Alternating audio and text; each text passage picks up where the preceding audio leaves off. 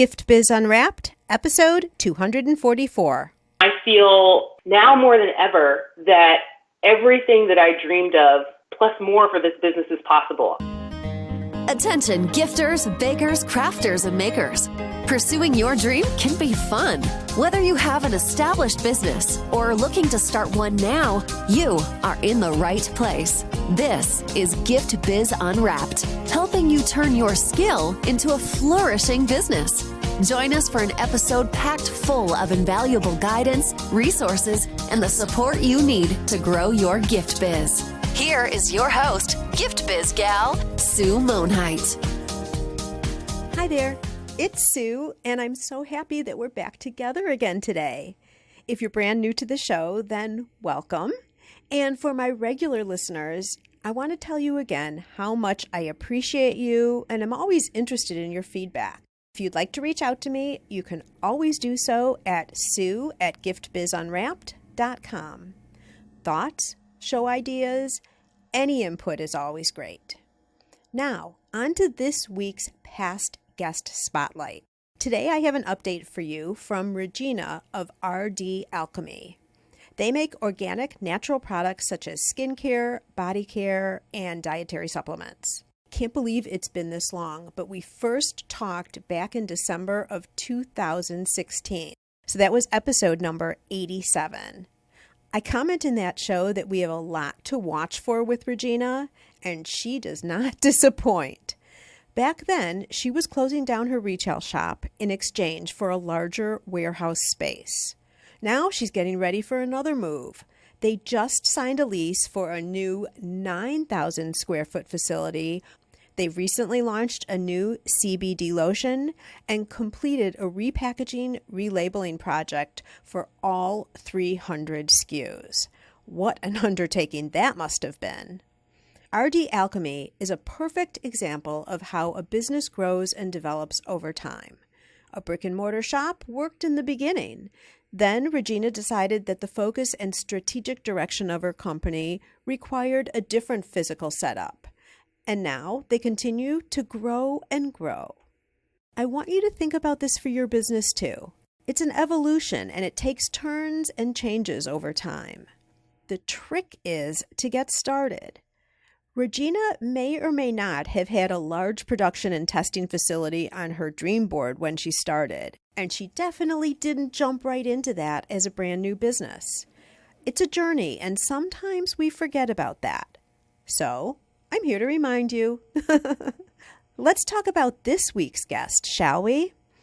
I have the feeling that Sam's business, although a different industry entirely, is going to see the growth that we just talked about with Regina. Can I just say, to meet this woman is to love her, like immediately. It's a perfect interview to be bringing you during the holiday season. So as I cue the intro, I want you to think about twinkling lights and everything that's glittery and gold. That's Sam.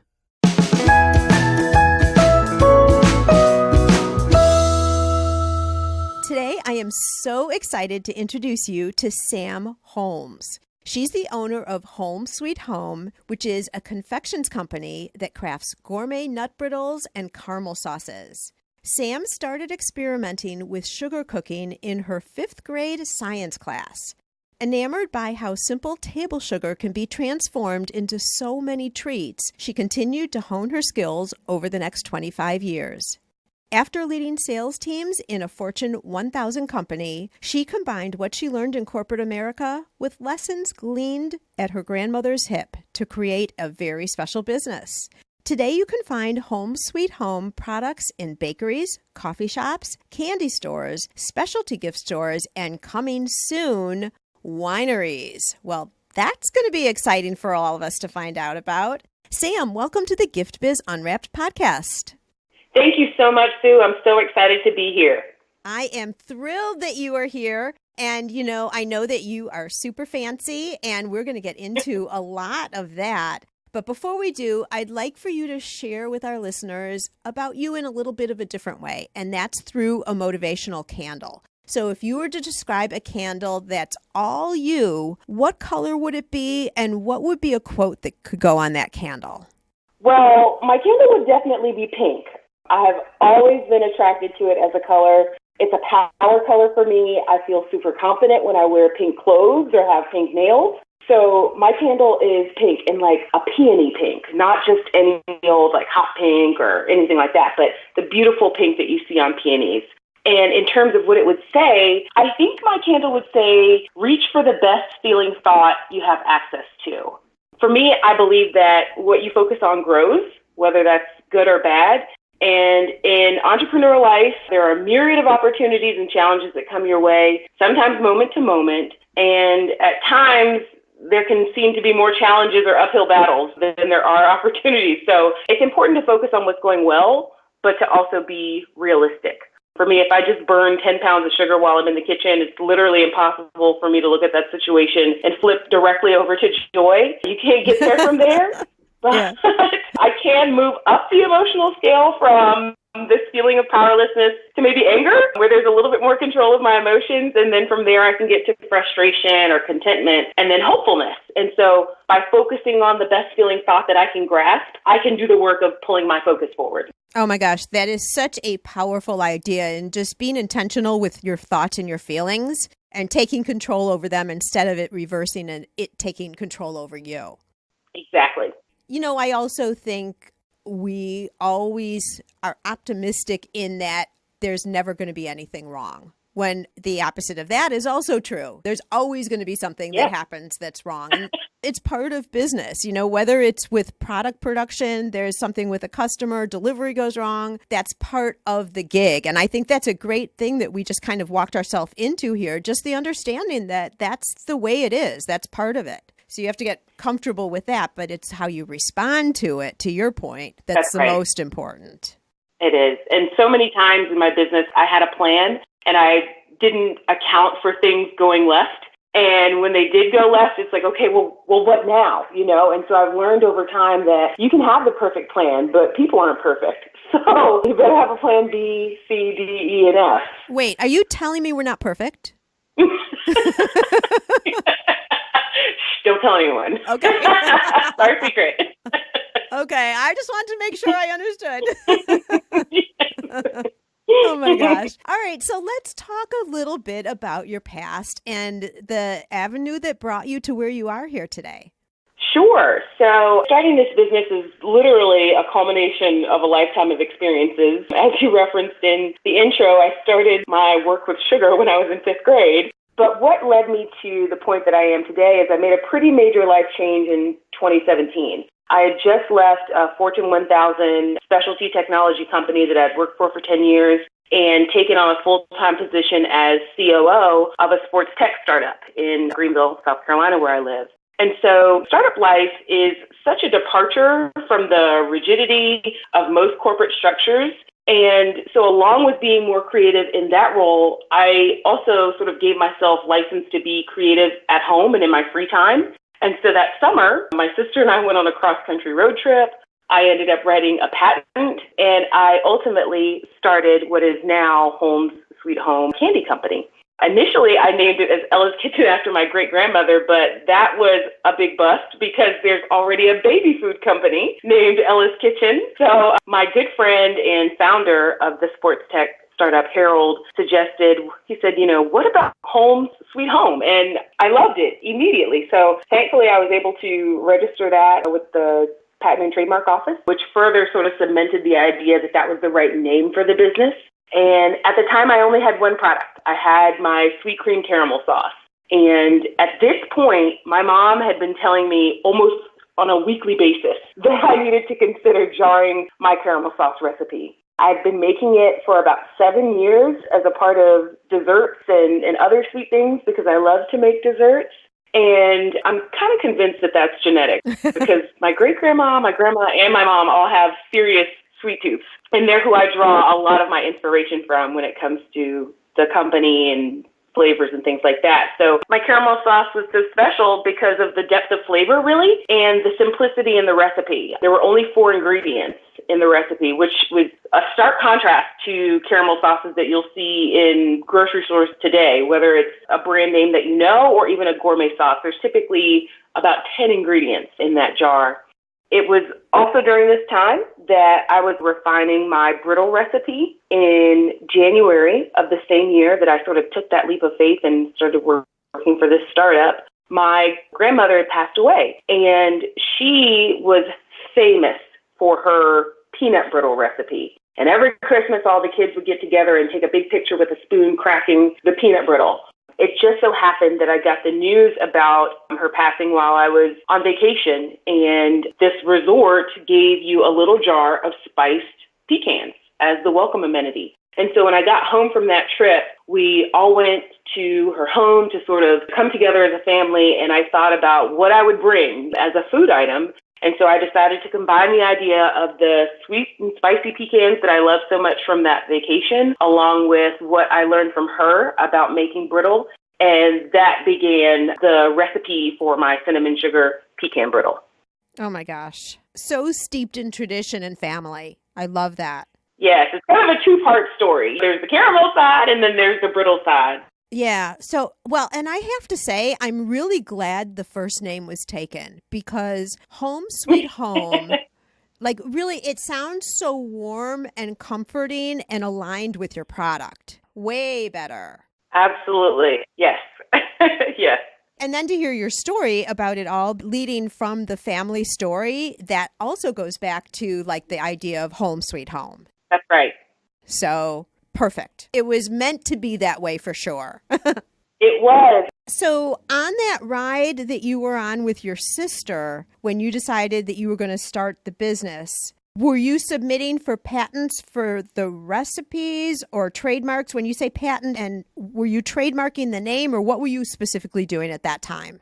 At that time, I was trademarking the name, Holmes Sweet Home. Patent that I was writing was completely separate. I'd had this idea for a wine organizer as well that summer, and so I went through the process of what it would take to write a patent. I was inspired by Sarah Blakely because she wrote her own patent for Spanx. Mm-hmm. And on that road trip, we were listening to a lot of podcasts, a lot of How I Built This podcast, and that happened to be one of the episodes. And so that's sort of what inspired me to get involved with the U.S. Patent and Trademark Office from that perspective, but then that also educated me on how I could protect the name of my company with a trademark for Home Sweet Home. Got it. Okay, so you had at that point then said, all right, I'm going to do something on my own, and you had two different avenues then that you could go down.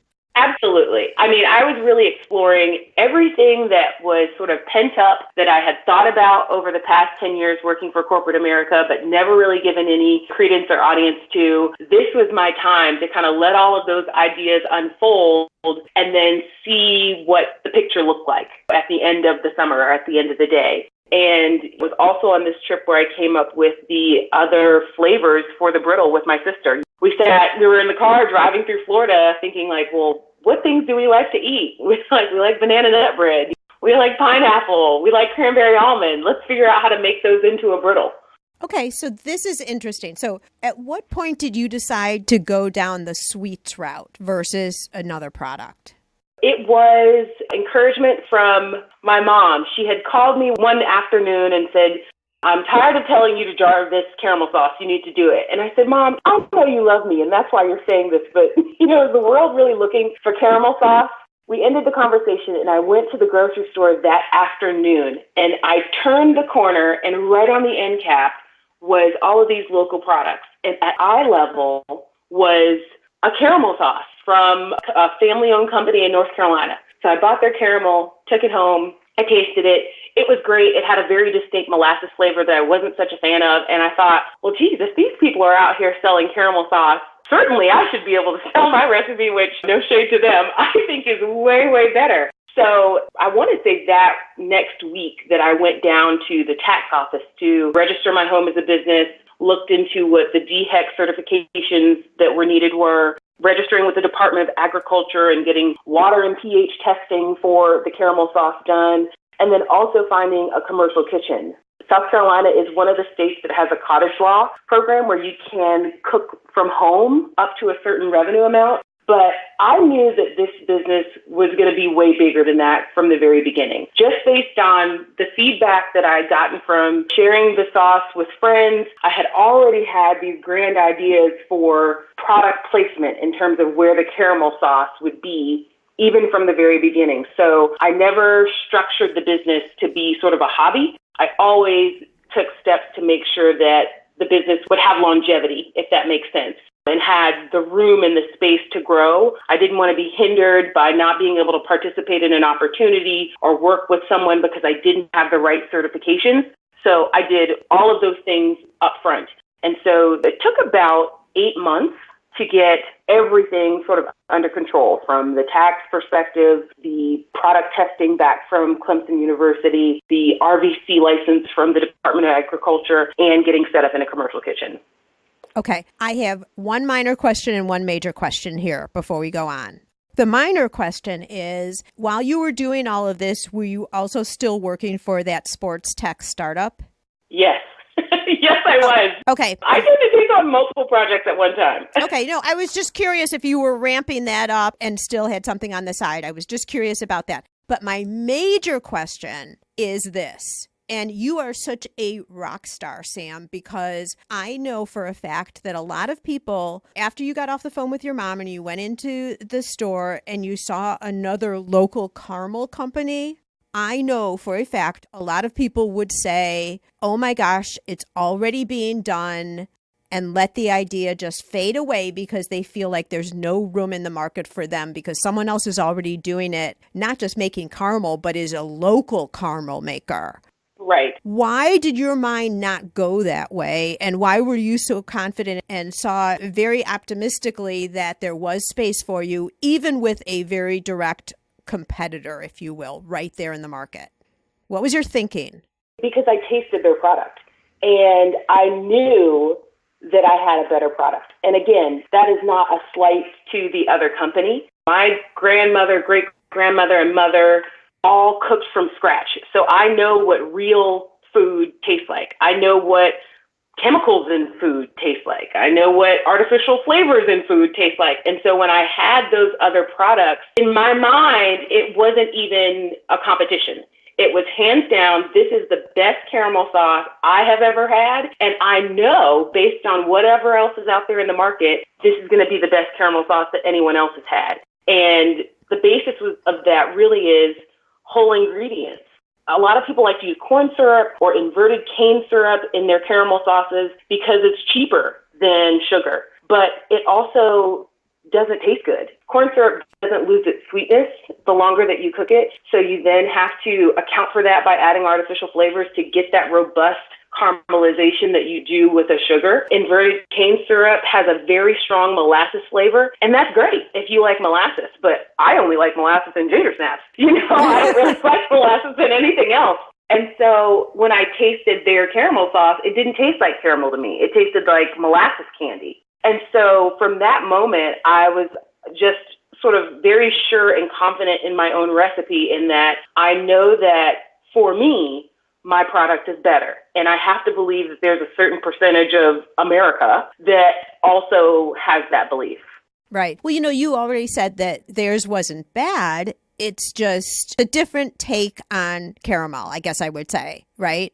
That's right. Absolutely. You saw an opportunity to bring in your product that is different. And to many people, it is going to be better because of all that you just said, right? And so there was an opening. And I think this is such an important point. And Gift Biz listeners, please hear this. If you have in your heart a product that you want to start, cupcakes, jewelry, whatever, there is going to be someone else out in that category. I mean, there are very few products that are totally reinvented and nothing like it ever, right? Right. But it's the difference that you bring to the table in the product, whether it's ingredients, styling, any of that, that will make the difference. So just like Sam did, where she found an opportunity because her product was different. And I'm sure that you talk about your product in that way too, right? I mean, 4 ingredients versus 10, the sugar versus, other ingredients, all of that. So it's all part of your big story. And that's the important thing for everybody to remember, is that's what you have to find.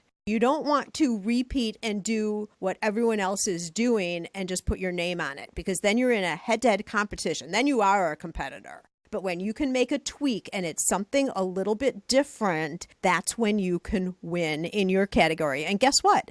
They can win too. You're attracting different people. Absolutely. And to that point, the Department of Agriculture in South Carolina requires you to write a business plan and explain what differentiates your product from every other product that exists in your same category. So again, from the very beginning, I had to be cognizant of who were my competitors in this space and why was my product different and why should they allow me this license to enter into this category in the food space. Perfect. Okay, love it. This is all such great information, Sam. Okay, so you have your products now figured out. Love the stories behind how both of those came to be. You got all your ducks in a row in terms of the trademarks, the patents, making sure that you're in alignment with the cottage food laws. How then did you start getting customers or bringing your product to market? In the very beginning, I'm wanting to direct this conversation to someone who's thinking of starting out themselves. So the very beginning steps. I actually got connected with a local farmers market from the owners of my commercial kitchen. They are a great team, and they actually, when someone signs up new in their kitchen, they give you a list of local farmers markets and a list of local specialty food stores that you can then go and approach if you want to sell retail or sign up for these different farmers markets if you want to go direct to consumer. So I signed up for my very first market that was hosted indoors, which was great because it was the winter, at a brewery in South Carolina.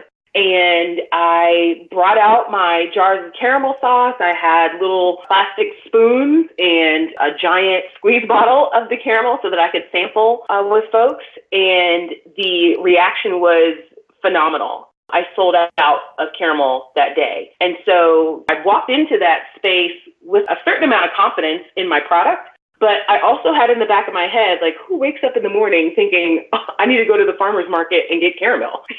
Probably not many people. But what I realized very quickly was that someone doesn't have to wake up in the morning wanting your product. You have to be approachable enough for them to want to talk to you about your product and to try it.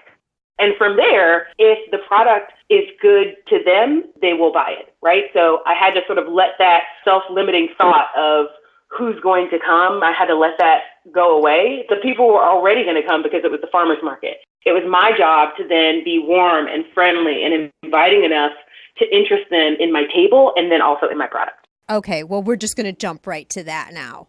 Share with us what your first display looked like. Oh, goodness. Okay. Was it kind of bare bones or like what was it? The very first one.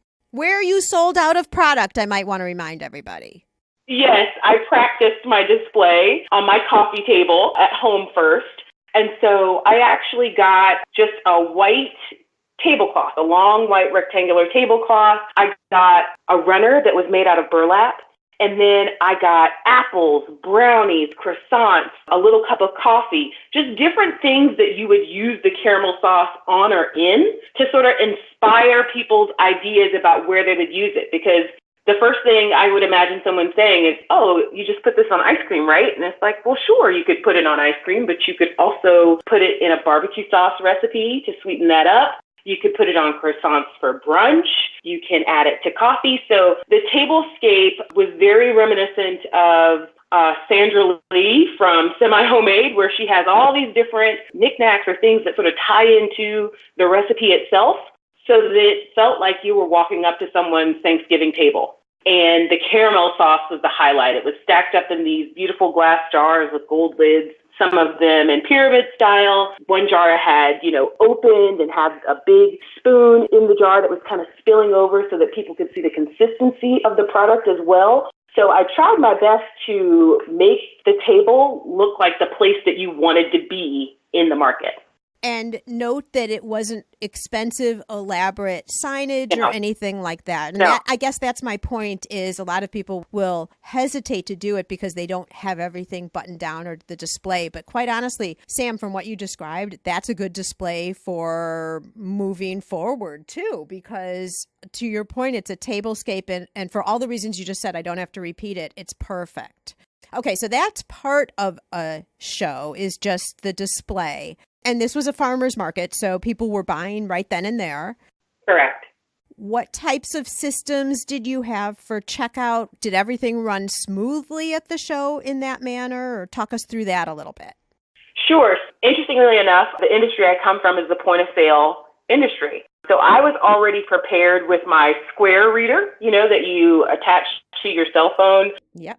And then I also had a cash box, because most of the folks at the farmer's market didn't accept credit card. And I thought, man, that's wild. Like, who has cash these days? Only my dad has cash. So I decided to bring a cash box, but then I also had the Square reader attached to my cell phone so that I could accept credit and debit payments at the show. And I still use that same methodology today, except that it's not my cell phone. I now use an iPad mini so that tons of people aren't touching my phone that I put on my face. Good point. That is a good point there. And did you have enough product for that show? Or once you were sold out, were there people still wanting the product?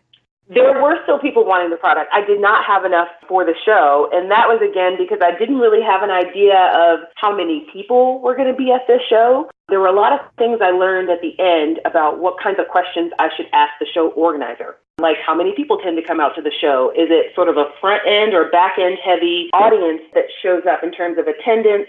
So I did not have enough product, but that was also sort of very inspiring, because what I did is the folks that came to the table, tasted the product, liked it, but weren't able to purchase, I actually got their contact information and I sent them sample jars for free.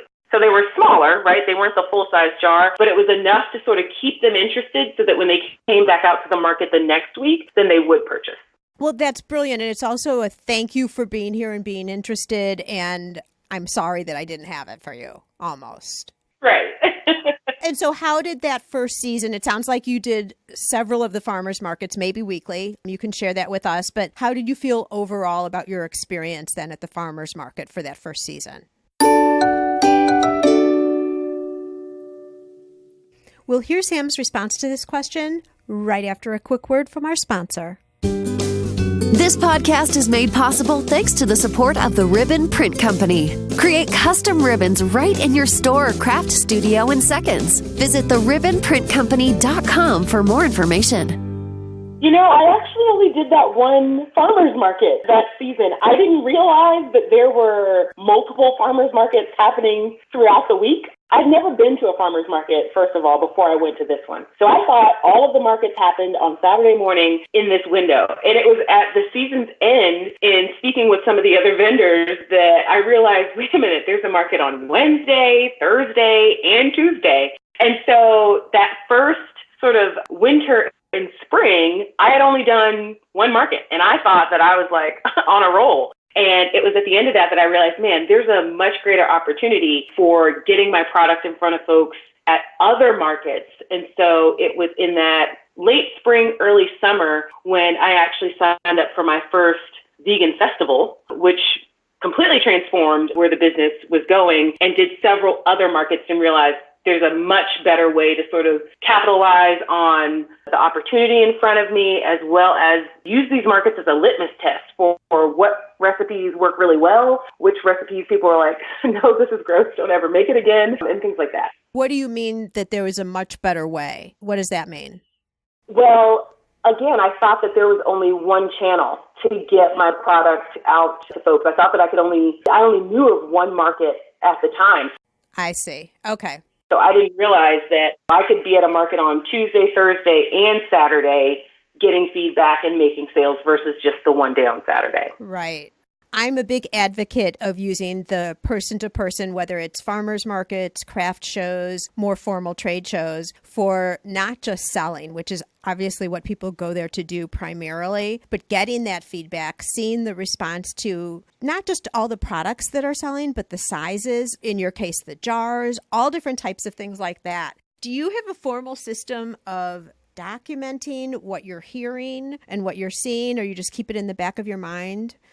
I actually am very old school, and I still have an agenda planner that I carry around with me. Good. I love that. And so even when someone comes up to the table and they say, oh, no, I don't like caramel, or I don't like pecans, or I don't like cashews, I still ask them to try it, to say, okay, you're going to be my most critical taste tester. So I would appreciate it if you don't have a food allergy. Don't make me use my business insurance.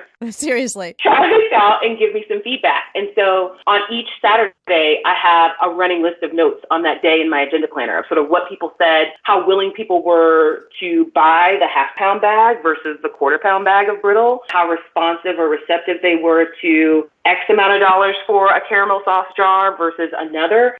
So it was really, really a good opportunity to vet my own ideas about the business, the flavors, the price points, without the pressure of it being sort of this, large retailer. These were my neighbors, essentially. Right. And did you see a difference show by show? So audience by audience? Yes, absolutely. So in the shows where there's a lot greater attendance, there's a lot less price sensitivity. And then the smaller markets, there's a greater price sensitivity. So that was what sort of encouraged me to create the quarter-pound brittle bag versus the half-pound, because I was at a market and I noticed that a lot of the folks were actually coming in with vouchers. And so the voucher system allows you to buy fruits and vegetables and things at the farmer's market without using cash. And so a lot of times that can be indicative of expecting a lower price point, right? If somebody's getting something for free and then you have something on your table for $10, there's a disparity there, right? Mm-hmm. And so at the markets with vouchers, we also bring out quarter-pound bags. And eventually we just decided that any market with vouchers, we're going to do quarter-pound bags. And we actually sell more when we do that because, again, that barrier to entry is not so high. Yeah. I'm also thinking those smaller bags, there's potential that people want to buy it to consume it there, and they see how much they like it, so they come back to buy a bigger bag to take home. Exactly. That's happened several times. Oh my gosh. All right. I'm just staying on the craft show really heavily here because it's a great way for people who are just starting out to really understand the receptivity of their product. Now, there's another thing that you do so well, and none of us can see you, but I might make you blush here, Sam. I'm not sure. But I met you at the Philadelphia Candy Show just a couple of months ago, and you were in the first aisle there. But I just have to say, this was the first time you were a vendor at that show, right? The first time you were exhibiting there. Yep. There was like stars coming from your booth because of the energy. And you were there with your mom, right? Yes. You are both such jovial, happy, engaging women that I swear to God, it was like there were stars coming through and everybody else in the aisle, except for Amy, who had the very first booth. So Amy aside, because she's kind of goofy, crazy like that too. But like there was almost nobody else in the aisle but you because of the energy that you brought to the show. And coming up to you guys, I mean, it just seems so natural for you guys, you and your mom. Is that just how you are? It is. My mom is such a cornerstone of inspiration for my whole entire life. Now that I'm 35 and I don't have children, I think about the fact that I was 10 when she was 35. I'm like, how did she do this? Like, she went to her work all day. She came home and made sure I did my homework. She had a husband, which, I hear is tough. So she's like a superstar. She is literally Superwoman to me, and she's always such a great supporter. She's my number one fan, and again, was the person who was encouraging me weekly whenever I spoke with her about making this a real business. And she also loves sweets. And so we were both like kids in the candy store at this Philly candy show, and I'd never done any trade show before. So not only was this my first Philly candy show, it was my first candy show of any kind, and I was beyond excited to be there. I wrote myself a giant focus wheel earlier that morning about all the good things that were going to happen. And so we were just there in complete gratitude and appreciation, and thankful for every person that came by the booth or tried our product. It was so gratifying to hear people in the candy industry give feedback, because up to that point, again, everyone that was telling us that it was so yummy and so amazing, these were our neighbors. These were people that were not necessarily experts in this field. It was an amazing experience. And so we had nothing but good vibes to give. There was not going to be any drama. We had a great time. We did a 9-hour road trip up to Hershey from South Carolina. So yeah, we had a great time. It was a ball. Yes. I speak to this because of the point that you have to bring your personality and who you are to your booth, because it really does separate you from other people. And not everyone, you can't fake being you. Like, I don't know many people who could be you and your mom, Sam. It's just the way it is, right? Impossible. You would look silly if you tried, because for you guys, it's just who you are. But I bring it up again because people who are doing craft shows and trade shows, whatever level of show, face to face, you need to show your personality and who you are and engage with everybody, not just offer samples and say nothing, but chat with them, get into conversations, share things, ask questions, observe, all of that makes your brand stand out just because of who you are as the maker and the owner behind the business. Yes, and I learned those skills from my mom. When I was really little, I remember that she would decorate these dolls, and she would sew the clothes for the dolls and sell them at the local farmer's market. And she was so engaging. She would ask people, well, are you from here? What brought you out to the market today? Oh, I really like your blouse or your earrings. So finding a way to genuinely connect with someone that's going to share their time with you was always something that she focused on. And I learned that from her, and that's exactly what happened at the show. We were so excited to be there and to meet everyone, but we also wanted to know about them as much as we wanted them to know about us. Yep, give and take for sure. And so this was your first trade show. So Gift Biz listeners, what we're talking about here is initially when you're at craft shows or farmers markets, most of the time you're selling to a consumer, direct to consumer. There are also trade shows that sell direct to consumer. This was a business to business show. So the people who were walking the aisles are people who own shops, possibly make candy. So they're looking for different elements to include new flavors, etc. So you're selling business to business now. And so I just wanted to preface that, Sam. What types of learnings did you have? How is that type of a show different from the shows you were doing already? And what type of advice would you have for people who are listening, who are thinking of getting into a trade show and doing that in addition to craft shows or farmers markets? I think that the trade show is really the way to elevate your business, right? You're getting less purchase orders, but they're larger. So selling one bag of brittle or one jar of caramel sauce at a time is exhausting. You're giving up every weekend to be at these farmers markets, a lot of nights during the week, and it's you. You have to be on. People are buying the product as much as they are buying the experience of speaking with you. And so at the trade show, you can do that, but then you also gain a repeat customer, maybe a lifelong customer, and that order is going to be 10, 15x what it would have been at a farmer's market. And so for me, I knew that having the direct to consumer sales was important. It was a great way to sort of, like I said, litmus test the recipes, the consistency, and all of those things. But ultimately, my goal was to get more B2B opportunities in front of me, because that would allow us to scale the business a lot faster than selling one bag at a time. And so I was actually at a trade show for receipt printers, and I was kind of gazed off into the crowds, and I thought, man, if I'm at a trade show for receipt printers, there's got to be a trade show for candy. And so I Googled Candy Trade Show September, and the Philly Candy Show popped up. It was about 4 weeks away, and so I said, this is it. This is the moment. I was supposed to think about this day and Google this, and I found it. And it was a great opportunity to get in front of business owners, because cold calling on a candy store is really difficult.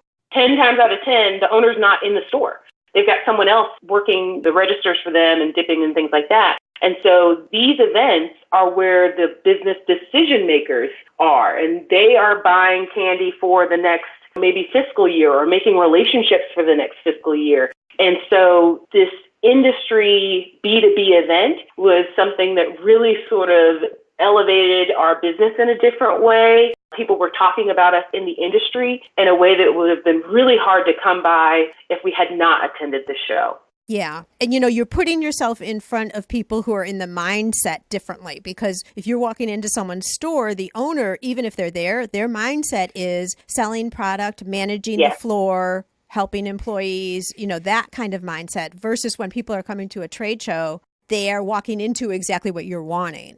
Right. Identifying new products, speaking with owners, making deals, etc. So that's different. So at the consumer shows, you're pricing your product one way. Now you go to a trade show. How did the presentation and offering of your products change? What did you need to do in a short time? You said 4 weeks. So what did you have to do within just a few weeks to represent your product so that it could be for a trade show? sure. So I had already worked up what my wholesale pricing would be. So I was selling at full retail at my local shows, which was, thank goodness that I did that, because I run into so many small business owners who are selling at wholesale at their markets, and then they go to an industry event and they don't feel confident in their pricing. And there's nowhere to go then either. That's right.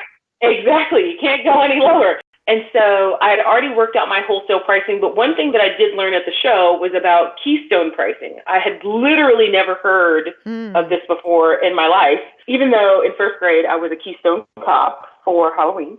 To my mom. I won the contest. But yeah, so keystone pricing is essentially, whatever their wholesale cost is, you double that, and that's what they would resell it for in their store. And they like to see that as a listed MSRP. And so I learned that at the show. The other thing I learned was that retail pricing varies drastically depending on where you live in the United States. So I live in a fairly small town in South Carolina. So what they're willing to pay for candy is different than, say, in New York City or Los Angeles or Philadelphia. And so a lot of the folks that were coming up, because this was the Philadelphia Candy Show, were from these parts of the country where things just cost more in general. So they were less price sensitive when it came to retail pricing. And so I learned that depending on where I'm selling into, the business owner may have a preference for a higher or a lower retail price, but that should not impact my wholesale price, right? My wholesale price should remain constant based on what our profit margins need to be and what our business goals are. But the business can change. It's just a suggested retail price, right? It's like a car sticker. It's just suggested retail price. So those were two pretty big pricing takeaways that I learned from the show. You had information prepared for how many pieces would be in a case and what the price of a case was. Yes. Did you have minimum order quantities there? I did not have minimum order quantities per se. The minimum order quantity was one case. And I actually got advice on how to build a case and price a case from another business owner, a lady named Mimi, who owns Mimi's Mountain Mixes. She suggested having smaller case quantities because as a business that's trying out your product for the first time, they're not really sure how it's going to sell. So rather than having a case of 50 bags of brittle in one, maybe doing an introductory case of 5 bags. Right? So they could try it out. They could buy a bag for samples to test in their store. And then based on how well those smaller cases go by flavor, then they could jump to a larger case quantity. So that was something that we did at the show. It was one of our show specials that we considered, where the standard case of brittle is 30 bags. For all of the show attendees, we did a case is 5 bags. And so that was a really good way to get people at least interested enough to make that first purchase and have it in their stores and then see how those 5 bags sold. And so we've had a couple customers that have already sold out and have placed reorders. So it was a really smart idea that we got from Mimi. That's perfect. Okay, and so how did order fulfillment go after the show? Because this is the first time you're doing it. So you come back then with all these orders. Yes. So I was so excited, and then I realized, oh my goodness, where am I going to get all the bags and the jars and the everything from? Because I don't know, a small part of me didn't really click in that people would be ordering at the show, because every other trade show that I had attended, people just came up and saw what wares you had. They weren't really buying things, right? Now, this is also technology, so it just didn't dawn on me that people would actually want to place orders at the show. So my mom actually had to run down to the concierge lounge and print off order forms because I forgot about that part. But then I also got myself into a bit of a tough position because I kept saying, okay, great, your order will ship Monday. Oops. And so I was like, wait a minute. We get home on Wednesday. I have a Department of Ag review on Thursday. That gives me Friday, Saturday, and Sunday in the commercial kitchen to make all of this. And oh, by the way, you don't have any more half-pound bags, or you only have half the number of glass jars that you need. So thankfully, Uline is a great company, one of my vendors, and they have something called Will Call Pickup.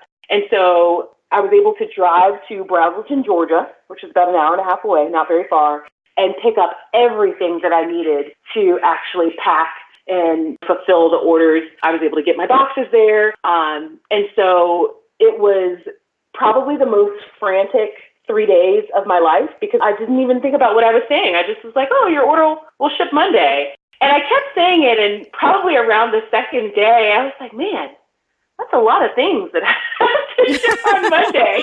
Like, how is this all going to happen? Yeah, I don't think I slept more than 4 or 5 hours over that weekend, but I did get every single order packed and shipped and out of the door.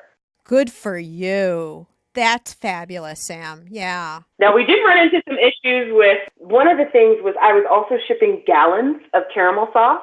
And so, that's a liquid. And I was really concerned about how that would make it to the destination. Would it explode in the box? What would happen? I had one customer that bought 7 gallons of caramel, which was really heavy. And so we did have some issues around product arriving damaged with one of our customers. And this is sort of where all of those years of customer service kicked in, because we had decided that we would call everyone the day after delivery to make sure that the delivery was successful. And in those conversations, we found out so many things. We found out one partner preferred UPS because FedEx delivered too early, so we were able to add that to their account.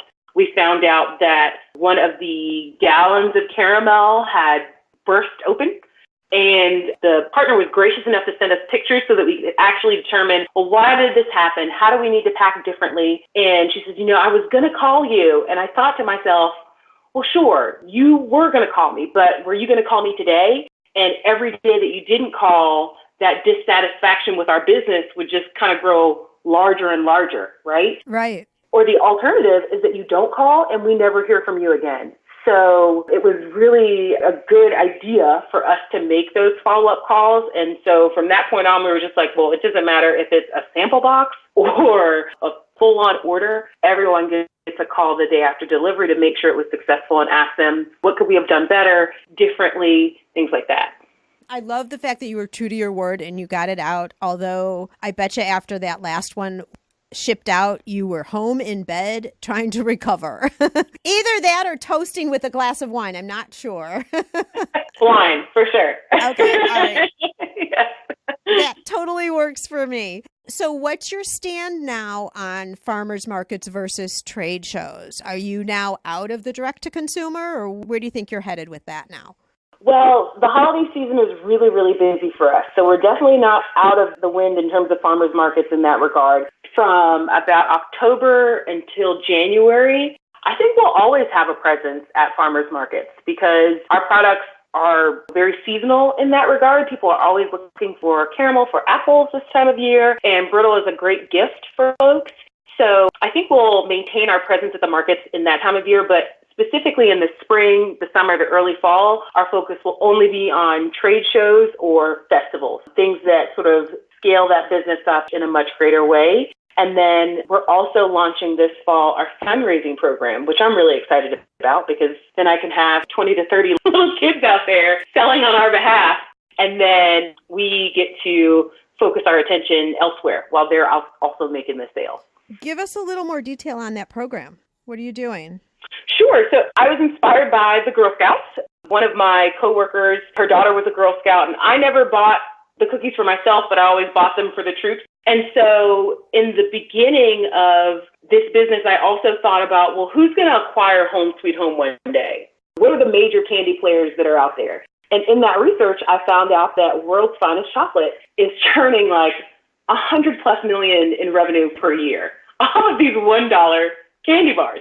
And I thought, gosh, they have got something here. So I really need to consider having a fundraising program as another stream of revenue. And so I worked with the Boy Scouts in the upstate of South Carolina to get more information about what they look for in a fundraising partner, how long they typically run their fundraisers for. And so this fall, we're actually launching a fundraising program with one of the attendees that we met at the Philly Candy Show. And they were attending specifically looking for candy companies that had fundraising programs. Interesting. I might have to have you circle back and talk to us about that after you've gone through one. Okay, sure. Fundraising isn't something that is a complete structure versus donating a portion of a sale. fundraising isn't something we've ever talked about. Okay, absolutely. Once you've got that button down and have gone through it, I think that would be very interesting to share if you're willing to share on the show. Absolutely. So Gift Biz listeners, stay tuned for that. I see that our time is starting to wind down, but I wanted to touch very briefly on your website. Do you have ordering capabilities for people also through your website? I do. We're actually relaunching ordering capabilities on our website today for folks. For a little while, we actually took that function down, and we took it down because we were investigating better freight options. As a small business, it can be difficult because you don't have the luxury of large amounts of freight going out the door, so your rates are way higher than, say, Amazon, right? Who can ship for free or very close to free. And so ultimately what it came down to is we just had to say, you know what, guys, our rates are what they are. And we will either have those sales online or we'll just have to put more effort into growing our business so that people won't have to ask. Someone says, oh, well, where can I get your product? I won't have to ask them where they live or direct them to a specific state. Soon we'll have distribution across the United States. But for right now, or at the time, we were kind of hesitant about those online sales. But we said, you know what? If people really want our product, then freight will have to be a part of the equation for now. And then we always list where we travel to for our different festivals and markets and things like that. So hopefully we'll be in an area where they can come and pick up a bag without having to pay freight. Beautiful. Okay, perfect. And what is the name of your website? It is Holmes Sweets, 2 S's in the middle, .com. Gift Biz listeners, as you know, everything will be over on the show notes page. So you can always go and access there, see what she's up to, see the shows that she's at, et cetera, et cetera. So that's perfect. Okay, so you've already talked about what some of the future holds, you know, the fundraising, going to more trade shows, is still doing craft shows, farmers markets specifically, I guess it is for you. Where do you see the business going in like 5 years? Oh, goodness. In 5 years, we'll have national distribution. We'll have, in my mind, I envision sort of a multi-level marketing platform. Oh, nice. Yeah, I think it's interesting what Mary Kay has done in that regard. And I think about the idea of candies, gourmet foods, and things like that in a catalog where someone can host a party and have people come out. Maybe someone is getting married and they want to talk about wedding favors. Maybe someone's having a baby shower and they're looking for favors for that. Or it's just holiday season. That was actually inspired by a friend of my mom's. My mom sent her a bag of brittle. She had her girlfriends come over for a sewing club, and they all loved it and wanted to buy it. And Miss Shirley wanted to know if she could then also be a part of the revenue stream on that. And I thought, well, why not? You know, like how difficult would it be to investigate having a 1099 employee and then creating this structure where when you're available or when you want to, you can host this party and share these candies with friends and then make some money from that. So I think that's something that we'll have sort of the lights turned on in that office for. Definitely the fundraising will be a major revenue stream for us by that point. And I'm sure that at that point, we'll also have some regional distribution in retail stores. Beautiful. I want to make note for everyone listening. How old is your business right now? 2 years old. Okay. I just had to reground everybody with that. But this is the exciting thing, Sam, is you are taking a lot of knowledge and experience that you've had, unrelated fields, right? Completely, yes.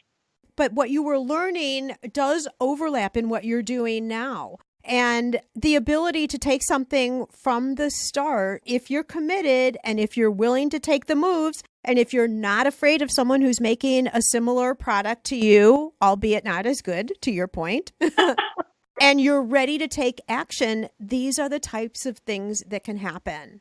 So it's so exciting. It's so inspiring. And plus, you know, I love you and your mom so much. I wish I was your next door neighbor. Or maybe not. It would be a little bit crazy. It might be a little bit crazy. My neighbor loves me because she's my official taste tester. And so every new flavor of anything, I'm like, hey, Cherie, can you come over and try this out and see if it's good? Okay, well, I might just have to come and claim a bed for a night or two when you're sampling new things. I don't know. Right. In any case, you know, Sam, this has been a wonderful demonstration of how you can take a concept and a thought and so quickly develop it But the thing that I keep hearing from you is how intentional it is, how you have a plan and you're thinking forward already. And that's why you've made so much progress. You haven't been just all over the place. You're very intentional. You're listening and in direct contact with your customers so they help guide you to what the next steps should be. You're always open to learning and testing and trying. And look at the results you've had already. I'm so excited to watch as you continue on. It's just, do you get chills and excitement when you think of how far you've progressed?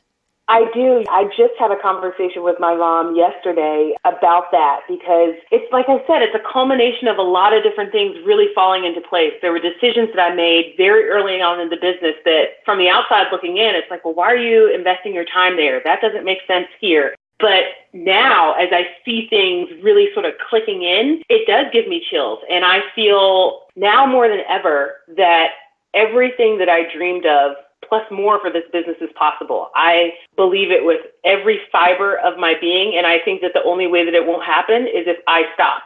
So as long as I'm still here, I know that it's going to unfold in this amazing and magnificent way, and I just cannot wait to see how everything continues to fall into place. I cannot wait to watch it either. It is amazing, and I don't think for one second you'll get in your own way. Because you haven't to this point, so I don't see that happening. Well, continued success to you. We've already laid the groundwork that you're going to have to come back and talk about fundraising with us later, sometime in the next year. So much success this holiday season. Maybe I'll see you at a show. You just never know before the year's out. Maybe the Ultimate Sugar Show? Yeah. Are you going? I am. Yes, absolutely. Okay. So I think that will have come and passed by the time this show airs. But great, because I'm going to see you there. So Perfect. Yay to that. All right. Well, then I will see you soon. Say hi to your mom for me. And once again, thank you so much for being on the podcast. Thank you so much, Sue. Isn't it exciting to hear the progress Sam's made so far? And I want to talk to those of you who are just starting out, like Sam was just a year ago. Take notice of the fact that she's not the only one in her industry who makes brittle and caramel, but she's rocking it. Please don't ever feel like there's not room for you with whatever your handmade product is.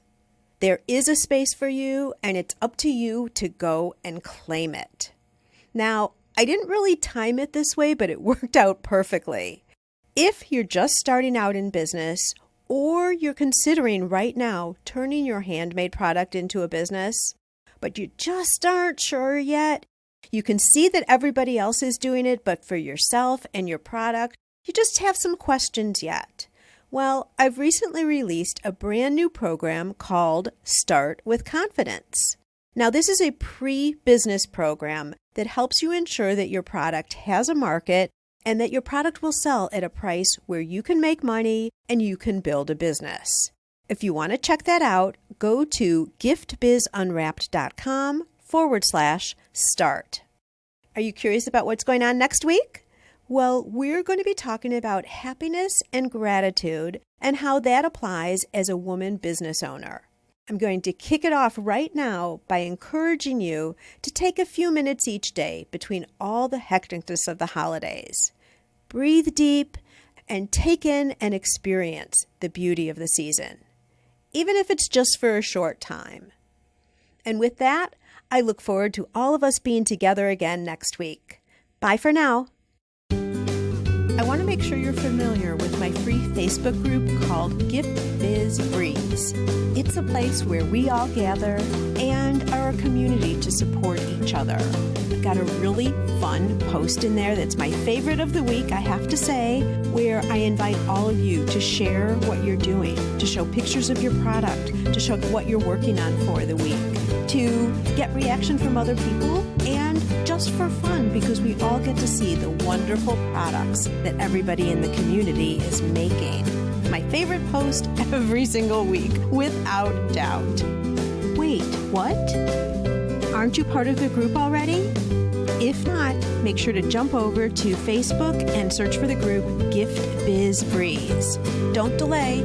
Come join us in Gift Biz Breeze.